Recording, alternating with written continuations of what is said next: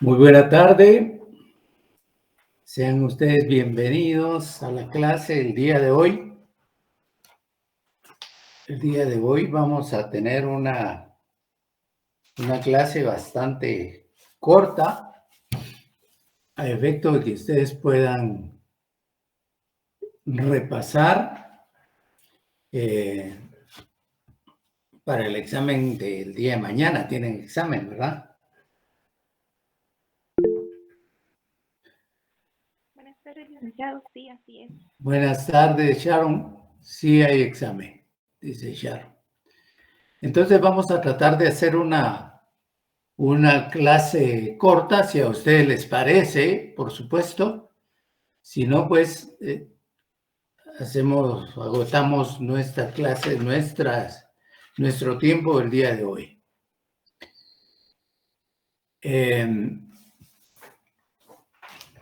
Vamos a iniciar con el tema relacionado con el Estado,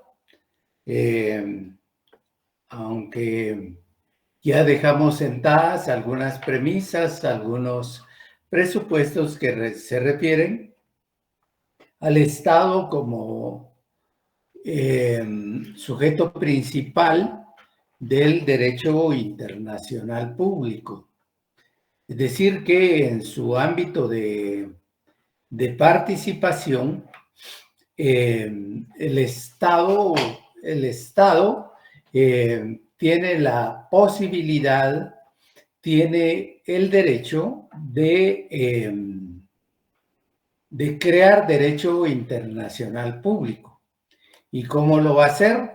Lo va a ejecutar a través de sus diferentes representantes legales que participan en las distintas conferencias que convoquen ya sea los organismos internacionales o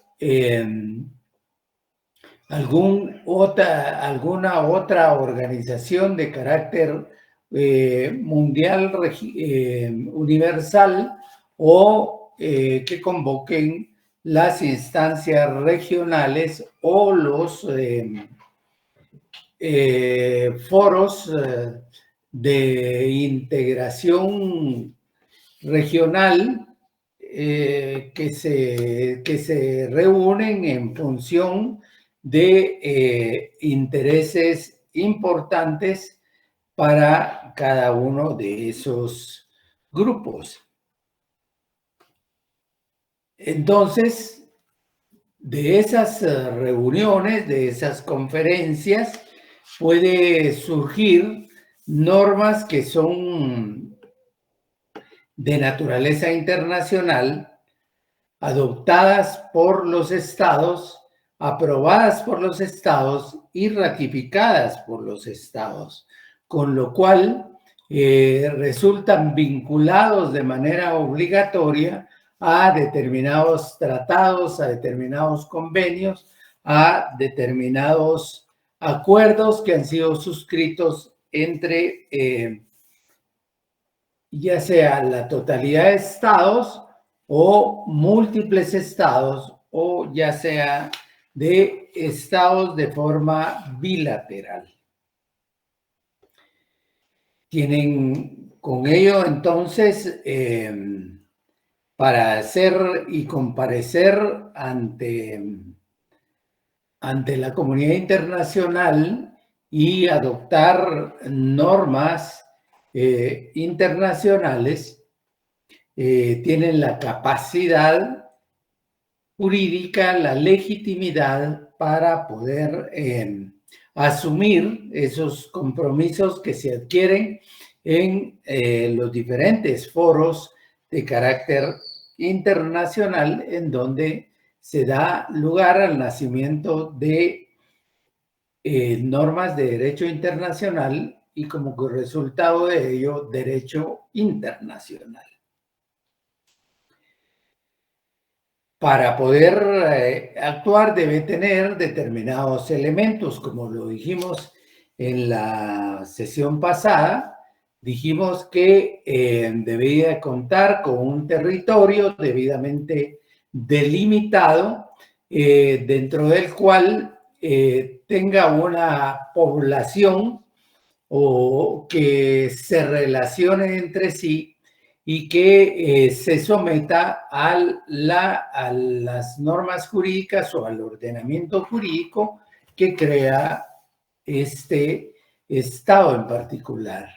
Entonces, esa población que pervive en ese territorio está sometida a la jurisdicción y a las normas que dicten los gobernantes. Está sometida o regida por un gobierno que es el que a nivel internacional representará a este estado, a toda esta población, a todos estos habitantes, y que con la validación y el reconocimiento del mismo tendrá capacidad para asumir entonces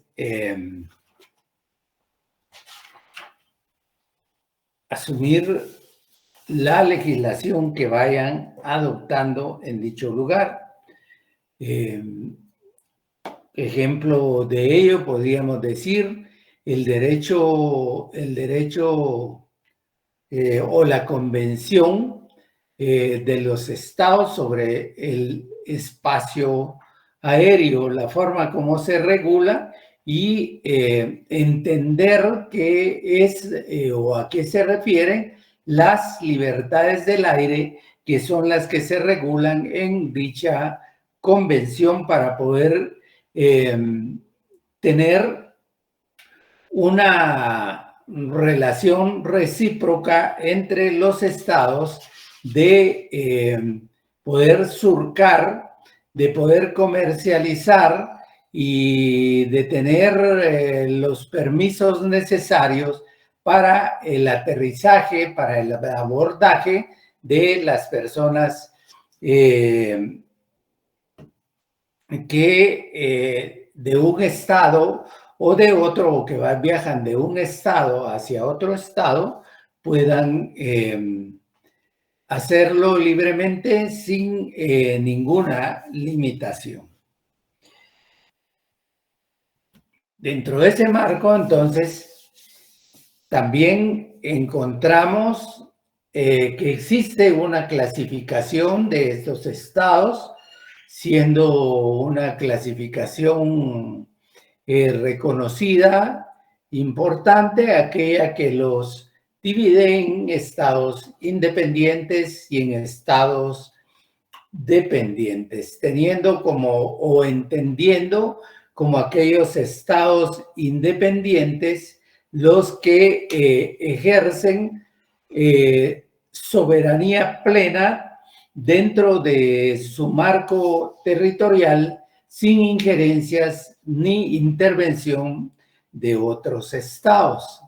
Y los estados dependientes, aquellos que, como decíamos, fueron en un momento determinado de la historia, del decurso de su nacimiento, dependientes, sujetos a protectorado por parte de las potencias existentes en ese entonces.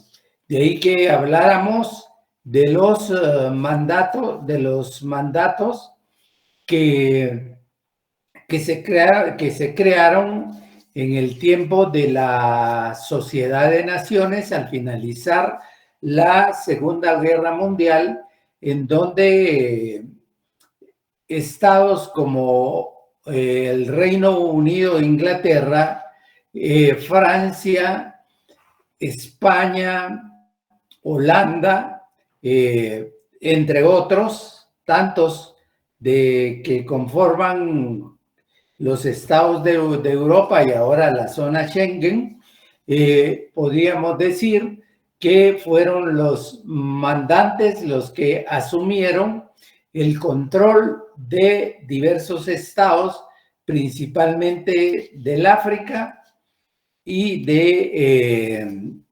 del Asia en particular. Allí es donde vemos que se produce ya una figura que va encaminada a la búsqueda de una idea o de una normativa que tienda a la descolonización, a la independencia paulatina de estos territorios sometidos a control, sometidos a protectorados, y entonces como respuesta o como resultado de esa circunstancia es que al finalizar la Segunda Guerra Mundial encontramos que dentro de la Organización de las Naciones Unidas se va configurando un concepto, un consejo de administración fiduciaria, es decir, un consejo que se encargue en todo momento de ir buscando la liberación de estos estados o de estas poblaciones que aún se encuentran sometidas, dependientes a los estados que en aquel momento fueron sus mandantes y que fueron también estas poblaciones luchando por su liberación, luchando por su independencia, al extremo que en la actualidad ya no se habla de que existan algunas poblaciones que no han alcanzado su propia independencia. Podríamos decir también que algunos países hegemónicos, algunos estados hegemónicos, nostálgicos, pretenden volver atrás y crear protectorados en aquellos estados a los cuales se les interviene y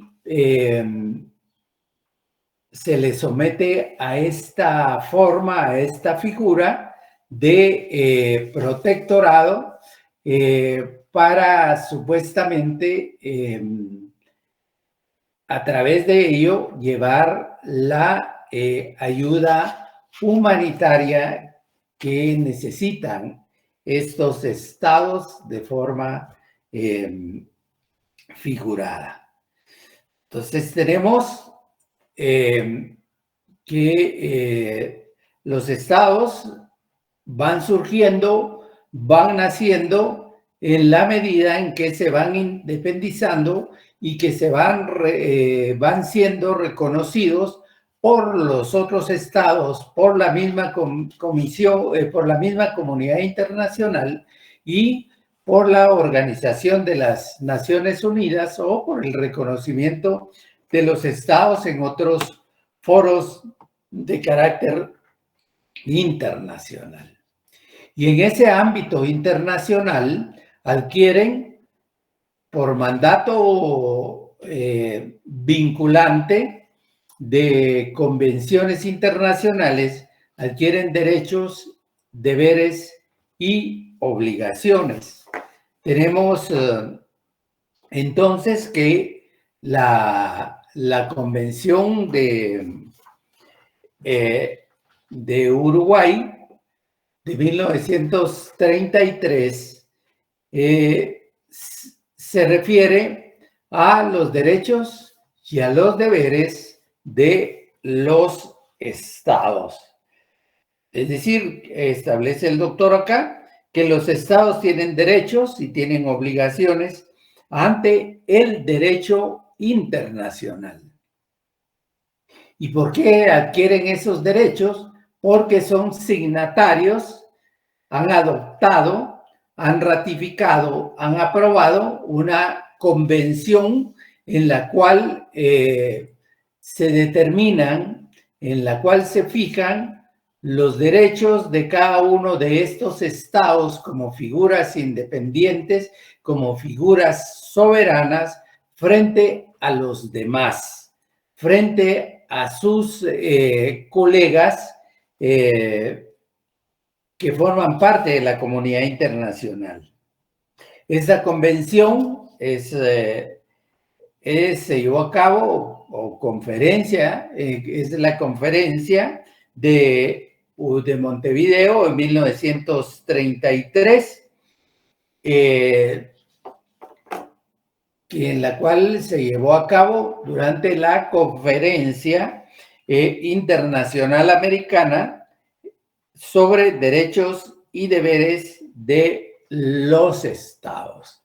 Esta es una convención internacional bastante importante porque es en la misma de donde surgen los derechos, los deberes y se imponen las obligaciones para los estados que son signatarios, que son quienes asumen ese respeto que debe existir para los estados.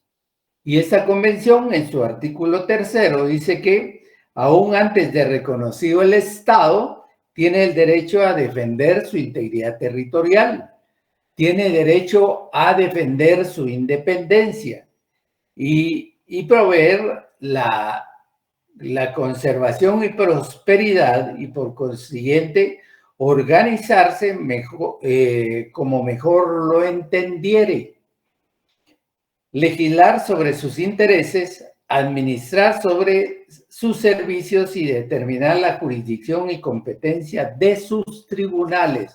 Es decir, se va creando ya como una unidad política socialmente organizada que asume todas sus derechos, todas sus obligaciones y que ejerce como tal su soberanía, su jurisdicción dentro de un espacio territorial determinado que también le ha sido reconocido por la comunidad internacional. Termina el doctor que como un derecho importante que los estados son jurídicamente iguales. ¿Eso qué significa? Que podrán tener diversas desigualdades o podrán ser diferentes, podrán tener características que los hagan distintos o que los distingan de los otros, pero dentro del marco internacional son jurídicamente iguales, tienen derecho a el ejercicio del voto, sin que por ello se les presione, se les coaccione, se les someta o se les indique que si no se alinean en la votación hacia determinada posición, pues entonces le van a quitar los beneficios de algunas ayudas que pudieran estar, entre comillas, otorgándoles para que voten en favor de y en contra de. En el artículo 5 de esa convención determina que los derechos fundamentales de los estados no son susceptibles de ser afectados de forma alguna, establece.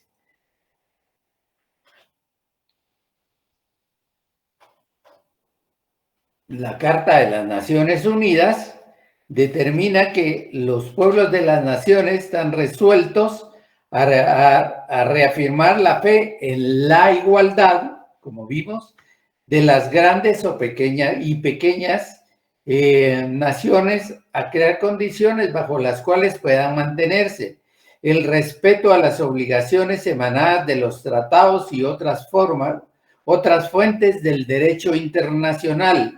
Hemos decidido aunar nuestros esfuerzos para realizar estos designios. Determina allí, en ese artículo, luego la Organización de Estados Americanos también determina que los estados son jurídicamente iguales y disfrutan de iguales derechos y deberes. Otro derecho que le otorga la Convención es el derecho a la independencia y a ejercer jurisdicción. Este derecho que le reconoce la Convención de Montevideo tiene su sustento en un principio fundamental que es el de soberanía, y entonces es la que permite a los estados no aceptar ninguna injerencia en la conducción y forma del sistema jurídico que se haya aceptado por parte de ese estado. Y en ese sentido, entonces, tienen derecho a gozar de esa independencia, lo que significa que a nivel interno del Estado puede realizar todo aquello que vaya encaminado en favorecer los intereses de las mayorías o que vaya encaminado al ejercicio del establecimiento del bien común como un principio también fundamental del derecho interno.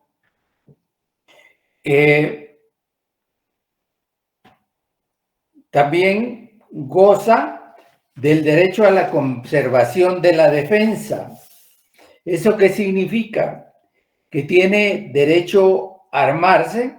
En primer lugar, ¿qué significa? En primer lugar, a defender significa que tiene todo el derecho de defender la integridad de su territorio cuando éste se vea amenazado por la agresión, por la injerencia de otro estado u estados que traten de imponer en ese estado una idea o de imponer los intereses que son ajenos a ese estado. Entonces, en ese afán de la defensa, tiene el derecho de armarse. Es decir, no existe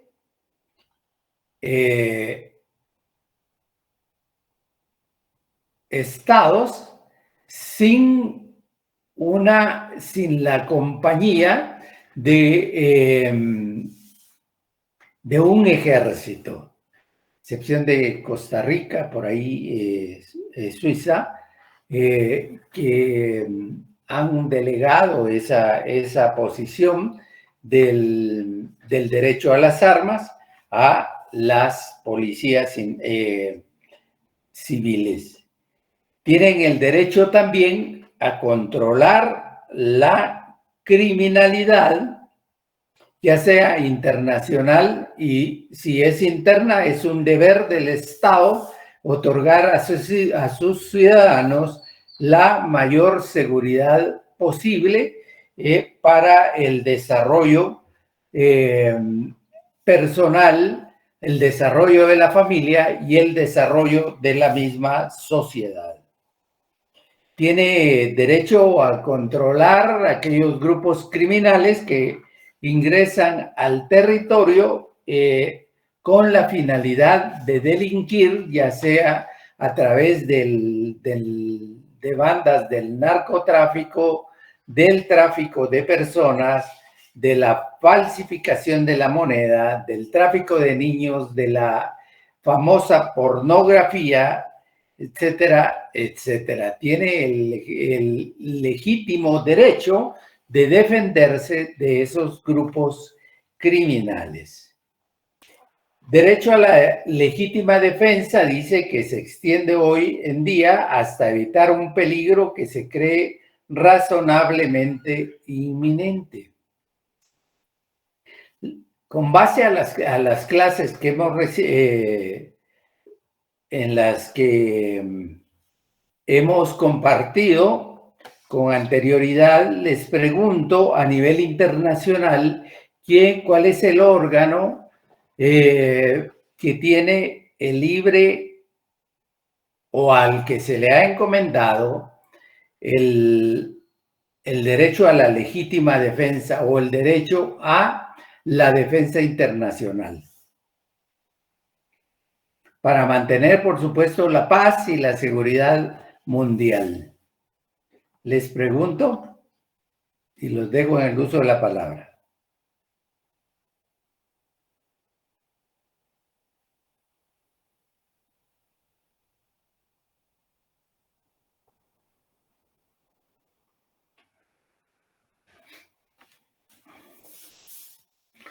¿Están ahí o ya se fueron a estudiar?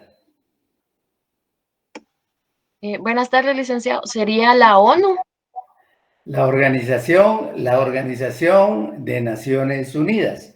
Es correcto, pero dentro de esa organización existe un órgano especializado al que se le ha facultado para que pueda ejercer el derecho a la fuerza e inclusive a intervenir con fuerzas armadas en los estados que han dado lugar o que pongan en lugar la paz y la seguridad mundial. ¿Cuál es ese órgano de las Naciones Unidas?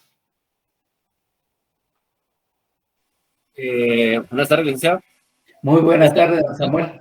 ¿El Consejo de Seguridad de la ONU?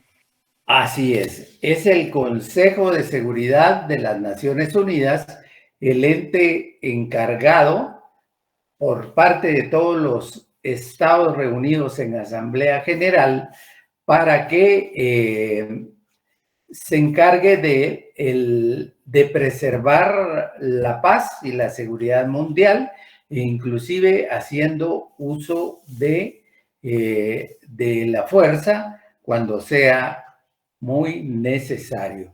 Pero esto está determinado en la Carta de las Naciones Unidas, en donde se establece ese derecho a nivel internacional en manos de ese órgano específico de las Naciones Unidas.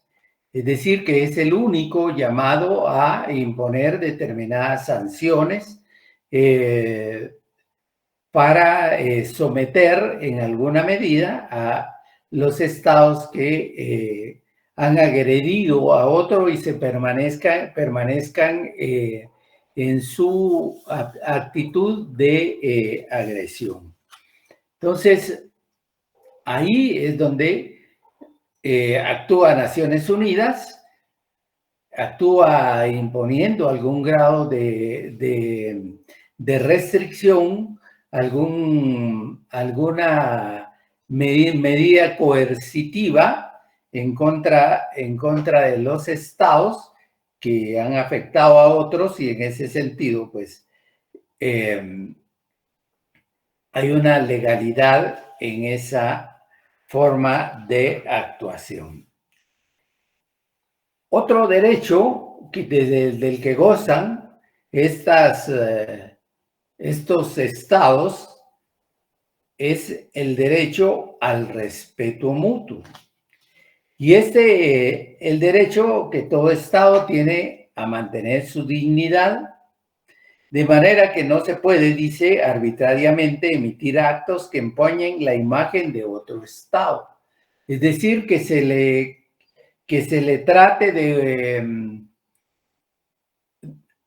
de indilgar alguna acción con la denominación de, por decirles algo, que afecte la imagen propia de ese Estado frente a los demás y que se le cree un determinado estigma en el sentido de decir que es un Estado faccioso o que es un Estado terrorista, exportador de terrorismo hacia los otros estados. Eso no es, eso afecta al Estado, a la dignidad del Estado mismo, y por eso puede sentar protesta a nivel internacional por esas denominaciones, esos encasillamientos que se le imponga a ese Estado y que llevan una finalidad concreta de aislarlo o de buscar de alguna forma que se le impongan algunas medidas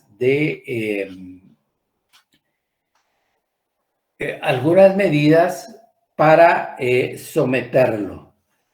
Luego tiene que la inviolabilidad de sus diplomáticos. Eso es algo muy importante.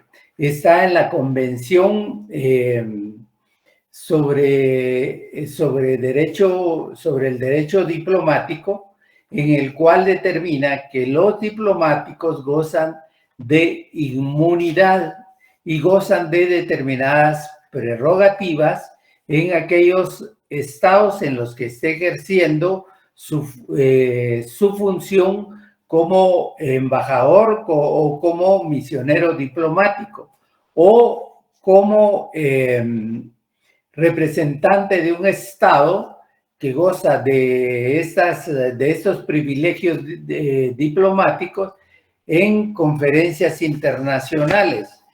Entonces, de acuerdo a ello, tiene el derecho de defender y de proteger a sus diplomáticos a efecto de que estos no sean violentados en sus diferentes derechos, como así ha sucedido en diversas ocasiones. Tiene derecho también, establece el doctor, que es normal que los estados tengan como elementos secundarios a los símbolos, sus símbolos, que es la bandera, que es una flor nacional, un árbol nacional, el derecho a un escudo, a un himno, que sean los que le den identidad a ese estado como tal. Y entonces,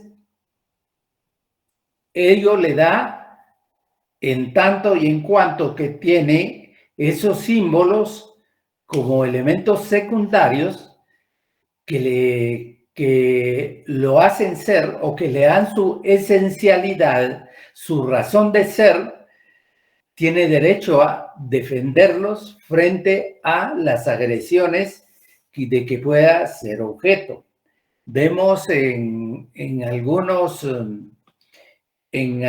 agrupaciones o en algunas manifestaciones de grupos sociales en los cuales se pisotea una bandera, se quema una bandera, se voltea una bandera con la finalidad de afectar la dignidad de ese Estado. Y en ese sentido, entonces, el Estado agredido tendrá el derecho, tendrá la facultad de acudir ante las instancias respectivas a sentar su protesta por ese tipo de vejámenes de que ha sido objeto por sus símbolos patrios.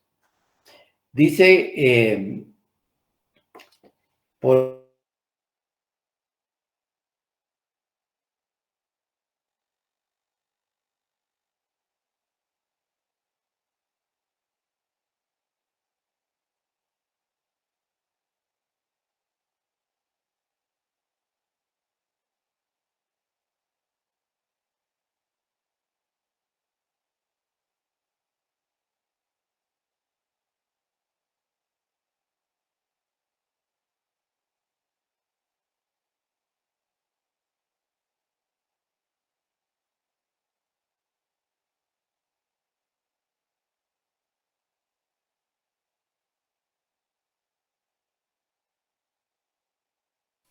Ya no se le escucha nada, licenciado.